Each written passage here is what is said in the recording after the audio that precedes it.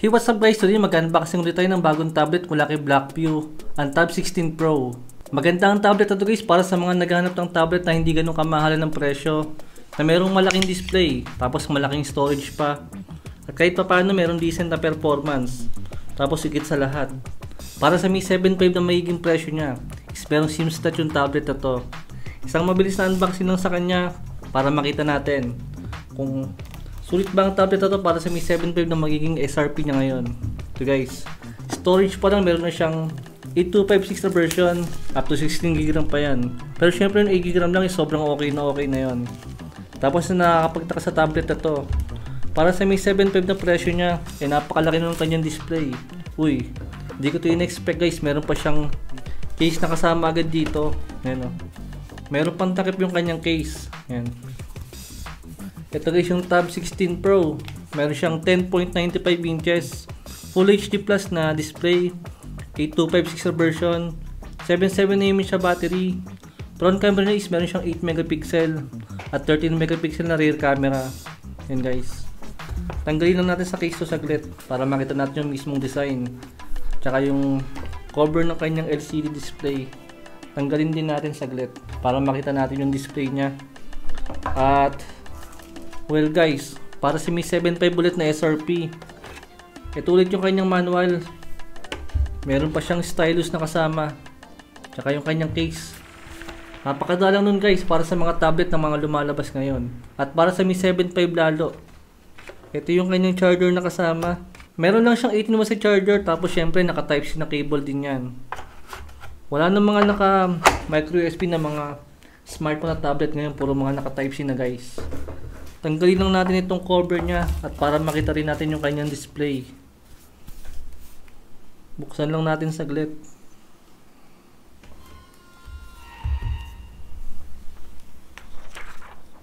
Yun guys, medyo maganda yung display niya para sa akin, hindi siya ganun kalakihan. Napaka-perfect lang ng 11 inches para sa akin para sa isang tablet na ganitong presyo. Napakamura niyan guys. Kadalasan puro mga naka 9 inches lang yung mga tablet na lumalabas ngayon tapos wala pa mga SIM slot. Ito guys, tingnan natin. Sa pagkakaalam ko, hindi lang to basta merong SIM slot. Check natin para naka dual SIM pare.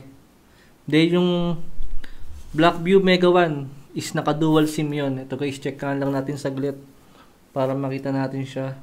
Yun guys, nakakatuwa, naka dual SIM tablet na yan. At meron din siya expandable na storage. Kung mabibitin kayo sa napakataas na 256 na internal storage na. Setup lang natin saglit guys.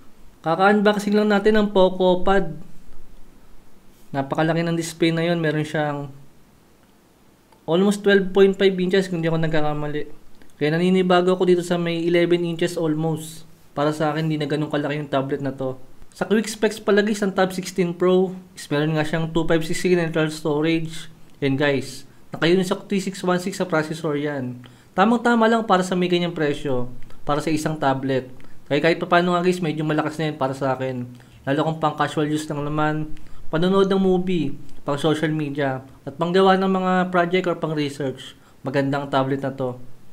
77mAh yung kanyang battery, naka-8GB nga siya, 13 megapixel na front selfie 13 megapixel na rear camera, at 8 megapixel na front selfie camera.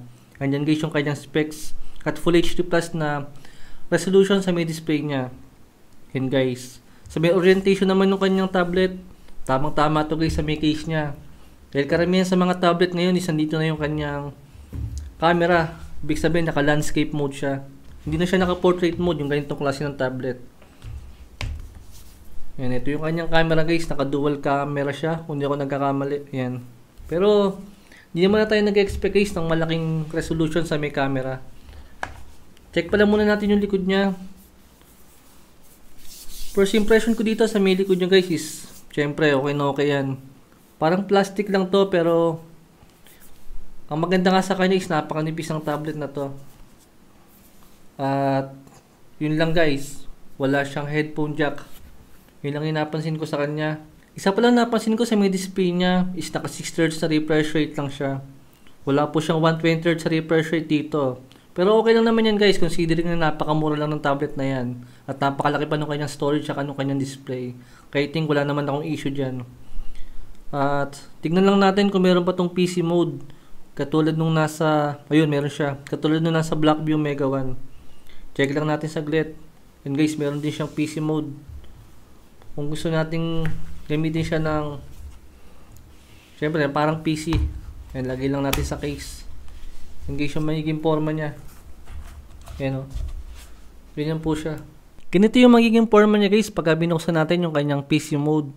Dito sa may left side, dito yung kanyang mga menu, yung mga application natin. Andito naman yung parang, yung kanyang parang panel sa may parang pagka sinaswipe natin sa may mismong smartphone natin sa may tablet. Yan. Para siyang PC sa may gilid niya.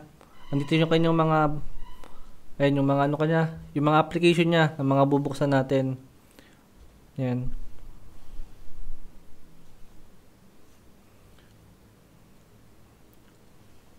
Tapos yung kanyang oras, nandiyan din po.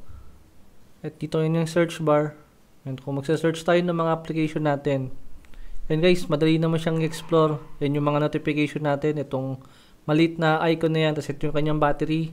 Kumbaga parang yan pa rin naman yung pinaka-tablet natin. Kumbaga mas naka-optimize lang siya sa landscape mode. Pagka naka-PC mode tayo. Dahil mas madali po siyang gamitin.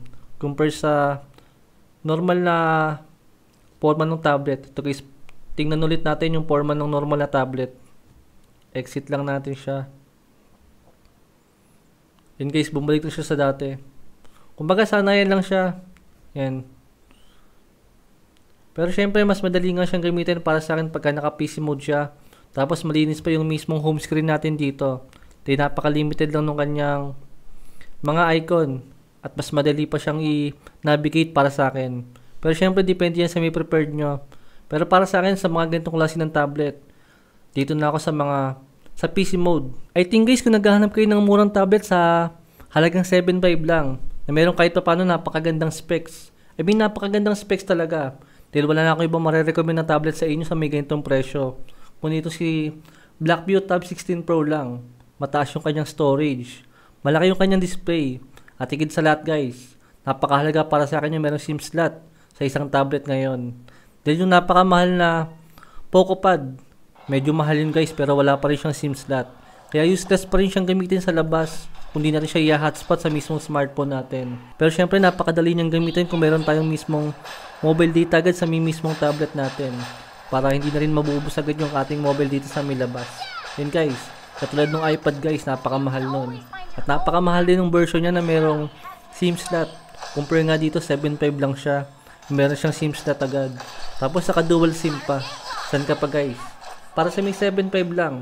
I think napakaganda ng tablet na yun. Lalagay ko na lang po yung link sa may comment natin kung interesado kayo. Magandang tablet na to kung naghahanap kayo ng pang browse lang. Kung mahilig kayo manood ng movie, ng YouTube guys or pang social media. I think magagawa ng tablet na to yung lahat. Lahat ng mga gusto nyong gawin. Tapos okay na okay pa yung forma ng kanyang front selfie camera dyan kung mahilig din kayo makipag video call. Dahil nandiyan nga siya. Naka-landscape mode yung kanyang front camera. Okay na okay yan compare dito na medyo alanganin na yung kanyang forma. Tapos higit sa lahat guys, napakagalang din ni Blackview. Kompletong-kompleto yung package niya. Dahil meron nga siyang case agad na kasama, yung may takip pa. Kasi ito guys yung kanyang stylus. Syempre, hindi naman to ganun ka maganda. Pero iba pa rin guys yung may kasama niya. Yan. Still, napaka-smooth gamitin yan. Wala tayong magiging problema dyan. Kung mahilig kayong, hindi ko alam kung pwede itong gamitin pang drawing dahil hindi naman ako mahilig mag-drawing guys. Dahil hindi rin naman ako marunong. Pero kung pang swipe lang, I think wala kayong magiging issue dito. Napakabilis siyang gamitin kung mahilig kayong gumamit ng stylus sa may tablet. Yun lang guys yung mabilis na unboxing ko at konting review dito sa may Blackview Tab 16 Pro. Magandang tablet na to. Maganda siya pang bigay sa mga bata or pang nood nga ng mga movie para sa may presyo niya. Ayun lang guys. Thanks for watching.